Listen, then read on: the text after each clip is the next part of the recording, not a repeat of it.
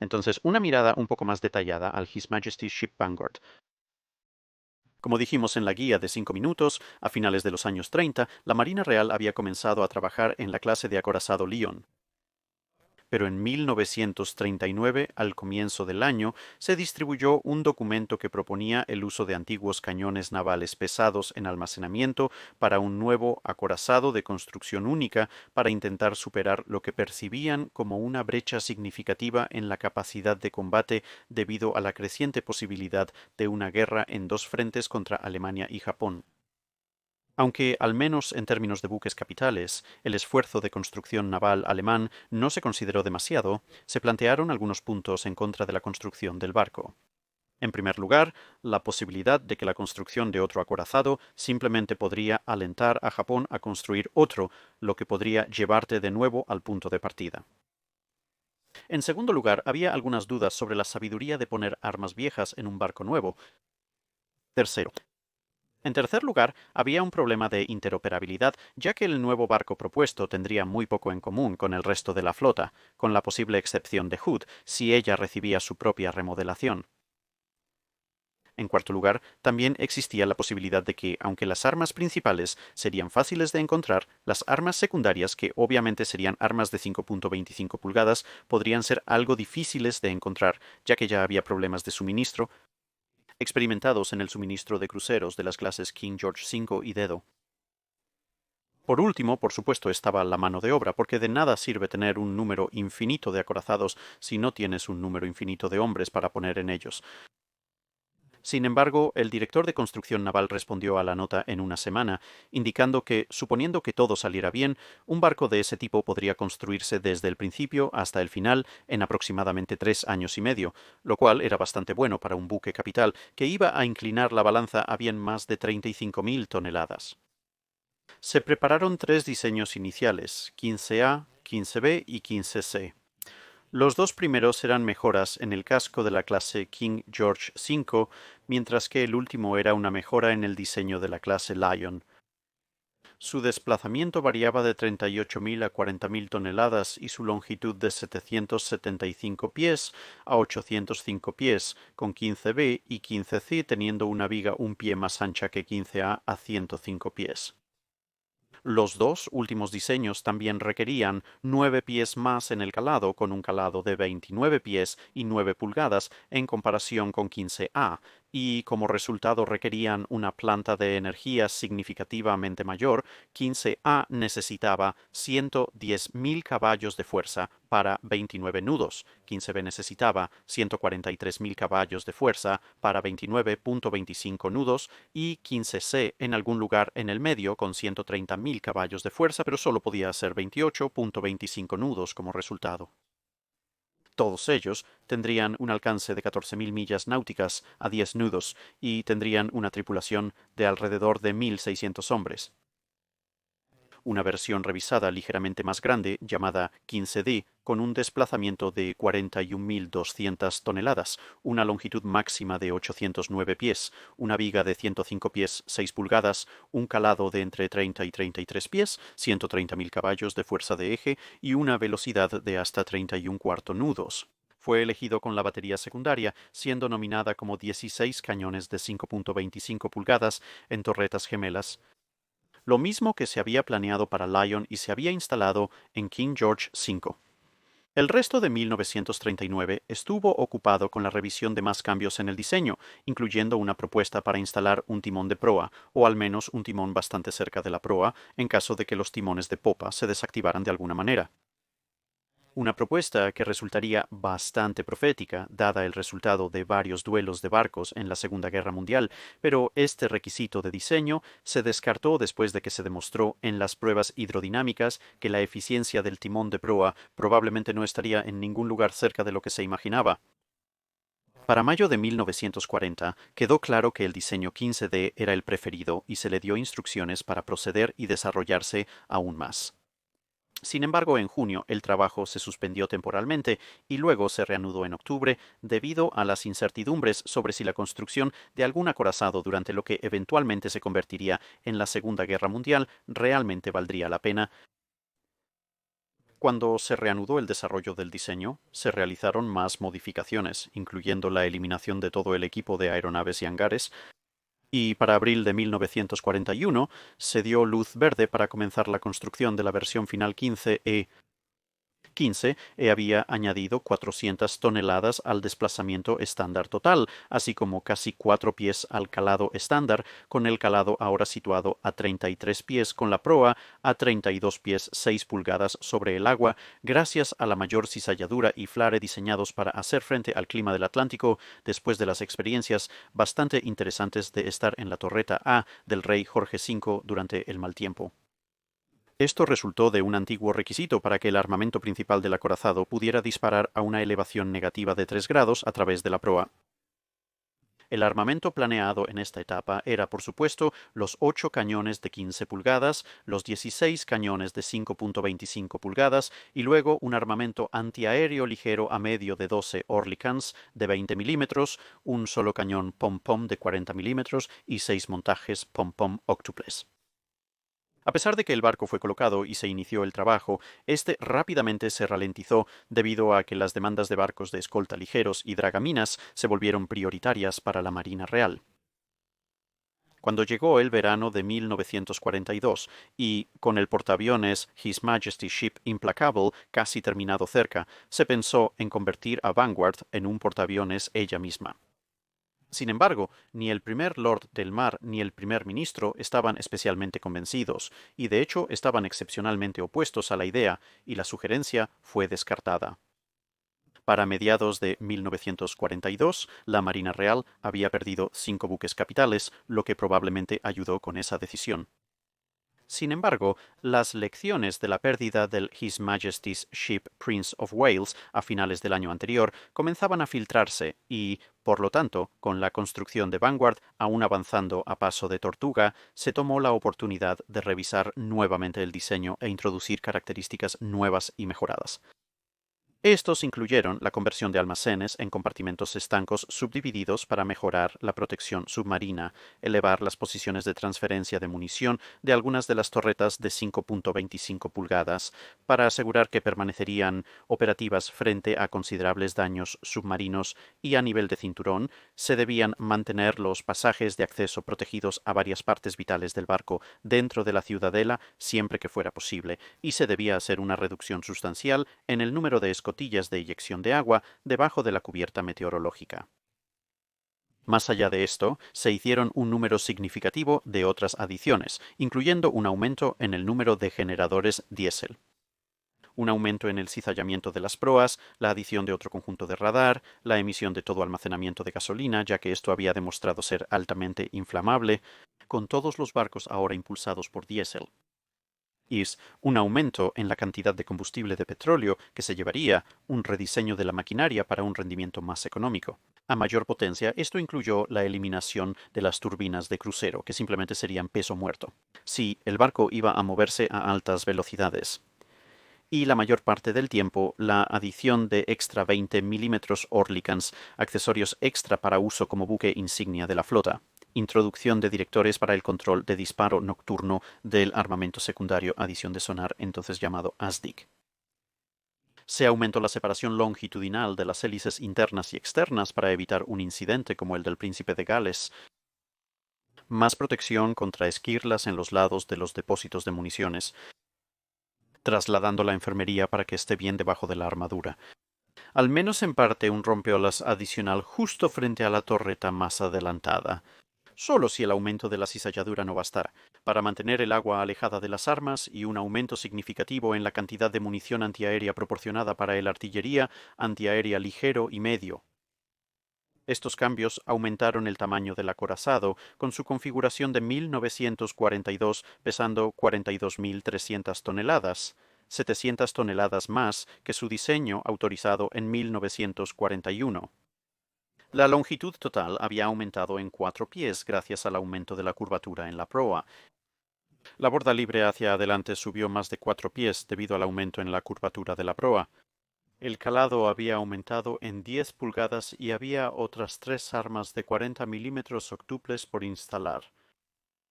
Finalmente, después de otros 2 años, llegaría el 30 de noviembre de 1944 y el más reciente acorazado de Gran Bretaña estaba listo para ser lanzado. La entonces princesa Elizabeth se encargaría de las tareas de lanzamiento en su primer compromiso oficial, utilizando una botella de vino tinto en lugar del quizás más tradicional champán, y diría en ese momento: esto siempre me servirá para recordarme que el primer deber público importante que alguna vez asumí fue una ocasión naval. A pesar de ser una ocasión notable e importante, se impusieron bastantes reglas estrictas sobre la cobertura del lanzamiento, incluyendo que los informes de prensa no podían mencionar nada respecto al nombre del barco. No se debía mencionar nada sobre el tipo o clase del acorazado, excepto que se estaba lanzando en un astillero del norte. Podían tomar todas las fotografías que quisieran, pero cualquier foto que se tomara para su inmediata publicación no debería incluir a ninguna persona que indicara la ubicación del astillero. Después del lanzamiento, los invitados reales posarían para fotografías, pero el personal del astillero no se incluiría de nuevo por motivos de seguridad, y las fotografías que se tomaran que mostraran el barco en detalle significativo tenían que archivarse para una posible publicación en una fecha posterior. Esto llevó al primer párrafo bastante divertido en The Times un par de días después, con respecto al astillero desconocido, diciendo: la princesa Elizabeth vino aquí recientemente para nombrar y lanzar nuestro más reciente acorazado, el acorazado más grande construido hasta ahora en las Islas Británicas, pero el nombre, tipo y clase del barco son por el momento un secreto. Con poco más que decir, el artículo luego continuó principalmente para describir cuán importante era para la princesa Elizabeth y lo bonito que era su nuevo estandarte real. Con todos los numerosos y variados cambios de diseño que habían ocurrido tanto en 1941 como en 1942, e incluso después de eso, el Vanguard, una vez completado, desplazaría 45.116 toneladas en carga ligera y 51.410 toneladas en carga profunda. Su longitud total ahora era de 814 pies y 4 pulgadas y un octavo, y su manga se había aumentado a 108 pies para incorporar protección adicional contra torpedos. Su calado ahora era de 32 pies y 8 pulgadas, su francobordo era de 36 pies y 8 pulgadas en la proa, 23 pies en el centro del barco y 25 pies y 6 pulgadas en la popa. El armamento, por supuesto, consistía en 8 cañones de 15 pulgadas de 42 calibres en 4 torretas gemelas, 2 en superposición en la proa y 2 en la popa.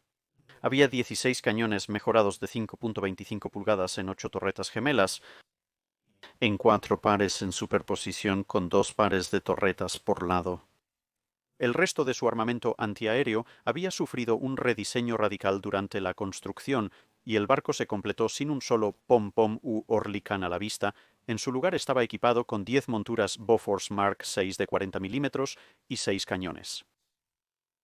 Estos estaban posicionados con 2 monturas a cada lado de la superestructura delantera, una montura a cada lado de la segunda chimenea a una montura a cada lado de la superestructura trasera, una en el extremo de la superestructura trasera y una justo en la parte trasera del barco. Había una única montura doble de 40 milímetros Bovers que se asentaba felizmente en la torreta B y, por supuesto, 11 monturas individuales de 40 milímetros, con una a cada lado de la torreta B, 4 montadas en la superestructura, a babor, a estribor, 5 en la cubierta de popa, 2 a cada lado de la torreta X y 3 justo a popa de la torreta. Y los elementos principales de la protección de la armadura consistían en un cinturón de armadura que tenía 14 pulgadas de espesor sobre los depósitos de municiones, 13 pulgadas de espesor sobre la maquinaria. Los extremos blindados fuera de la ciudadela eran de 13 pulgadas de espesor, disminuyendo a 11. Los mamparos eran de 12 pulgadas de espesor. Esos son los mamparos transversales que protegen la proa y la popa. Las torretas habían sido mejoradas para tener caras de 13 pulgadas de espesor con lados de 9 pulgadas adelgazando hasta 7, una placa de 10 pulgadas en la parte trasera y una placa de 6 pulgadas en el techo. Las apuestas de bar tenían 13 pulgadas de armadura con los escudos de casamatas secundarias y montajes de torreta para los cañones de 5.25 pulgadas, teniendo 2 pulgadas y media de armadura ellos mismos. La armadura horizontal consistía en 6 pulgadas de armadura sobre los depósitos de municiones, 5 pulgadas sobre la maquinaria y 5 pulgadas disminuyendo a 2 pulgadas y media sobre el resto del barco. 8 calderas de 3 tambores de la Marina proporcionaron 130.000 caballos de fuerza que, en teoría, dieron al barco una velocidad máxima de 30 nudos. Estos impulsaban 4 hélices. Las 2 interiores tenían 5 aspas y las 2 exteriores tenían 3 aspas. Al igual que el diseño de la clase Lion, y a diferencia de sus predecesores de la clase King George V, un 5 Vanguard tendría una popa plana o transom. Esto eliminó la resistencia de cualquier casco que se extendería más allá del poste del timón en diseños más convencionales, pero también añadió una característica adicional, porque la ola de popa, formada por la estela del barco en ambos lados que se encuentran de nuevo, en realidad viajaba más rápido que el propio barco, lo cual es un efecto hidrodinámico bastante interesante, y con una popa plana esta ola en realidad empujaba contra la parte trasera del barco, ayudándolo a moverse aún más rápido por el agua. El armamento principal en sí mismo obviamente había sido significativamente mejorado, como mencionamos anteriormente. Las torretas habían recibido una protección sustancialmente mejor, pero además de esto, se habían añadido numerosas precauciones extra contra el destello. Los telémetros originales de 15 pies equipados en cada torreta fueron reemplazados por telémetros mucho más grandes de 30 pies. Las aberturas de la torreta del cañón para las armas se cortaron más arriba para permitir que las armas se elevaran a 30 grados. El interior de la torreta fue reacondicionado para hacerlas controladas y entrenadas por energía. Y por supuesto las propias armas fueron revisadas, probadas y se proporcionaron accesorios para permitir el disparo de supercargadores. Todo esto se complicó aún más por el hecho de que el diseño de los acorazados británicos en la Primera Guerra Mundial tenía las revistas por encima de las salas de proyectiles. Y con esto en mente se habían construido las torretas para Glorioso y Valiente. Sin embargo, la experiencia en tiempo de guerra había demostrado que de hecho era mejor al revés, y todas las clases posteriores de la Real Armada, acorazado, los Nelsons y los King George Fests, por supuesto, habían tenido las revistas debajo de las salas de proyectiles, por lo que todo esto también necesitaba ser cambiado. Mientras que las torretas pueden haber venido de Courageous y Glorious, los cañones de 15 pulgadas en sí mismos fueron tomados de un grupo de repuesto que se había acumulado para las clases Royal Sovereign y Queen Elizabeth. Con el barco equipándose al final de la Segunda Guerra Mundial, se incorporaron numerosas lecciones de guerra. Por ejemplo, el sistema de control de fuego para las torretas principales consistía en 2 torres de control directo, pero mientras que en los barcos anteriores podrías haber tenido una adelante que controlaba todo el armamento principal y luego 2 controladores secundarios que controlarían los cañones delanteros o traseros respectivamente.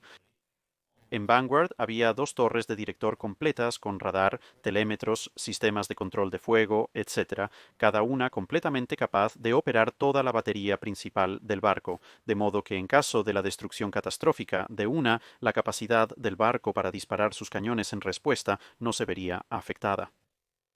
Reconociendo la excelencia donde la veían, la Marina Real compró 4 sistemas de control de fuego Mk-37 de América y los posicionó en una formación de diamante para controlar la batería secundaria artillería antiaérea pesada de 5.25 pulgadas. No es de extrañar que esto, así como las modificaciones a los cañones y sus torretas, convirtieran la batería secundaria de Vanguard en un excelente sistema de francotirador antiaéreo de largo alcance efectivo. Las modificaciones similares, realizadas en el armamento existente de 5.25 pulgadas de la clase King George V, estaban teniendo resultados notables. Incluso mientras Vanguard se equipaba en el Teatro del Pacífico con una serie de aviones japoneses, quienes pensaban que estaban bien alejados del paraguas de 5.38 pulgadas formado por la flota del Pacífico estadounidense, se sorprendieron al ser derribados del cielo por el radar y el fuego de 5.25 pulgadas dirigido por el Mark 37 desde los barcos británicos, ya que la única desventaja del 5 pulgadas 38 en este punto era que su cañón corto lo había hecho mucho más efectivo que cañones antiaéreos más largos, pesados e incómodos durante la mayor parte de la guerra, ahora estaban siendo reemplazados por el cañón de 50 calibres de 5.25 pulgadas y otras armas en desarrollo, ya que el radar y el control alimentado ahora significaban que estos cañones podían apuntar directamente a los aviones y se esperaba que acertaran en lugar de simplemente necesitar lanzar la ráfaga más rápida posible.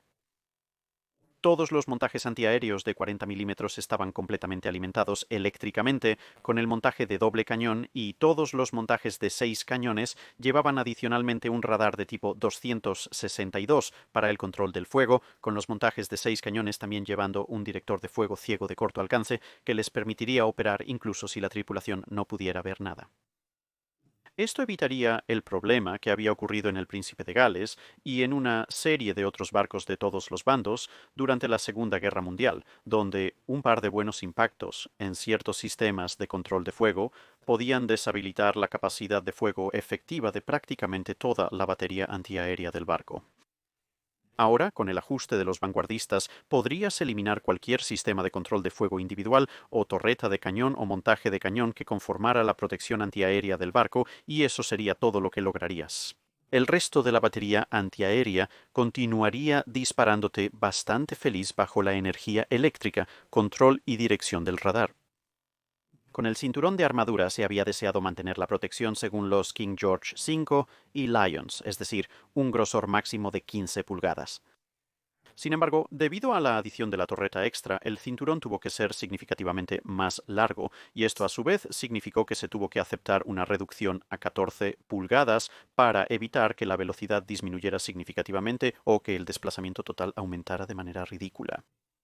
Del desplazamiento del barco, 15.265 toneladas estaban compuestas por placa de armadura.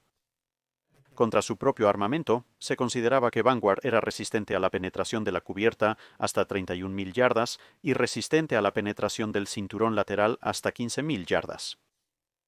En caso de ataque aéreo, también se consideraba que la cubierta podía detener una bomba de 1.000 libras lanzada desde 14.000 pies. El sistema de defensa contra torpedos era de triple capa con varios espesores de mamparo a lo largo del barco, y en medio de los barcos había una cuarta capa de mamparo diseñada para prevenir la entrada de agua en la ciudadela cuando estaba bajo un ataque de torpedos significativo. El sistema fue probado y calificado contra una ojiva de trinitrotolueno de 1.000 libras. Este mamparo adicional se volvió a extraer de las lecciones aprendidas de la pérdida del Príncipe de Gales y se diseñó para evitar cualquier filtración de agua en las salas de máquinas o calderas si un torpedo golpeaba en esta ubicación. Las hélices de 5 aspas en los ejes internos fueron el resultado de una prueba inicial que mostró algunas vibraciones bastante interesantes a alta velocidad que finalmente se rastrearon hasta las hélices originales de 3 aspas en los ejes internos, de ahí el reemplazo. Con la guerra terminada, para cuando terminó la instalación preliminar, se pudieron realizar pruebas de aceptación significativas y se descubrió que podía alcanzar justo por encima de su velocidad de diseño, alcanzando una velocidad media de 30.379 nudos promediados en 6 carreras, con un desplazamiento de poco más de 51.000 toneladas. No hay cargas de luz tramposas para este barco en particular. Sin embargo, su habilidad para girar era deficiente. Debido al casco excepcionalmente largo involucrado, su diámetro táctico era ligeramente mayor que el del King George V a 940 yardas.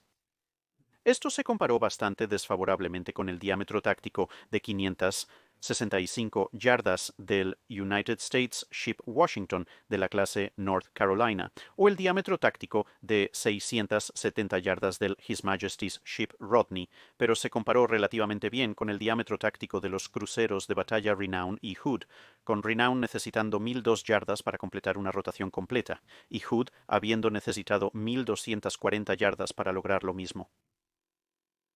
Los sensores del barco eran bastante extensos, con una serie completa de matrices de radar instaladas, como sigue. Había un radar de advertencia de aeronaves de tipo 960, un radar indicador de objetivo tipo 293, un radar tipo 277 para buscar embarcaciones de superficie y encontrar la altura de los objetivos, y un radar tipo 268 que también buscaba embarcaciones de superficie. Dos conjuntos de tipo 274 para el armamento principal de 15 pulgadas, uno de cada uno en las torres de dirección, un conjunto de radar de tipo 930 que detectaba lleno de disparos y estaba vinculado con los de tipo 274, cuatro conjuntos de radar de tipo 275 cada uno, dirigiendo un par de torretas de 5.25 pulgadas, y por supuesto los 7 conjuntos de radar de tipo 262 asociados con cada uno de los montajes sextuples de 40 40 mm Bofors y el montaje gemelo a bordo de la torreta B. Sin embargo, casi inmediatamente se supo que el Vanguard se utilizaría como yate real para una visita a Sudáfrica en 1947, y así, después de algunas pruebas, volvió casi inmediatamente al astillero, donde se realizaron una serie de cambios significativos en la decoración interior de las cabinas de la superestructura trasera, y con el peso extra que resultó de esto, así como la adición de la comitiva real, todo su personal y los accesorios y ajustes adicionales, se retiraron varios de los montajes de 40 milímetros, incluyendo desafortunadamente el montaje gemelo a bordo de la torreta B, que tuvo que dar paso a una pequeña galería de observación. Con el paso del tiempo, durante los años 50, se iría retirando gradualmente más armamento de 40 milímetros, ya que se consideraba que ya no era útil en el papel antiaéreo con los avances en velocidad y durabilidad de los aviones a reacción, así como el alcance de sus armas. Sin embargo, la era del acorazado estaba llegando rápidamente a su fin en la mayoría de los lugares, y el Vanguard se utilizó principalmente en una capacidad de entrenamiento a principios de los años 1950, antes de ser puesto en alta reserva en 1955. Se le hizo una remodelación parcial, pero luego básicamente se dejó junto al His Majesty's Ship Howe hasta que finalmente en 1959 se decidió desguazarla. Sin embargo, hubo un último intento desesperado por parte de varias personas para intentar verla preservada como un barco museo, liderado por el primer Lord del Mar, el almirante Sir Frederick Parnham. Llegó muy cerca, obligando al director de construcción naval a darle una explicación completa de por qué podría no ser posible. Desafortunadamente, a finales de diciembre de 1959, dicho director señaló que costaría aproximadamente lo mismo mantener el Vanguard en reserva operativa que mantenerlo funcionando como un barco museo, ya sea que estas estimaciones fueran completamente precisas o no, resultaron ser el clavo final en el ataúd de la carrera del Vanguard, a pesar de que se generó un gran interés público en tenerla permanentemente amarrada junto al His Majesty's Ship Victory en Portsmouth, que, para ser honesto, habría sido una vista bastante magnífica. Aunque finalmente destinada a desmantelarse en Fastlane cuando fue remolcada fuera de Portsmouth, mostraría un último acto de desafío al soltar su remolque y encallar cerca del castillo de Southsea. Existe una imagen bastante divertida del Vanguard en su camino alejándose del remolcador con el ancla desplegada en un intento desesperado por frenarla, pero no funcionó del todo. Desafortunadamente, a diferencia de Warspite, no se quedó atascada y pudieron sacarla y llevarla a Fastlane, donde luego sería desmantelada durante el transcurso del próximo año. Esto marcó el fin de la era de los acorazados en la Marina Real y dejó a los únicos acorazados operativos en el mundo como la clase Iowa de la Marina de los Estados Unidos hasta su eventual desmantelamiento en los años 90 y principios de los 2000.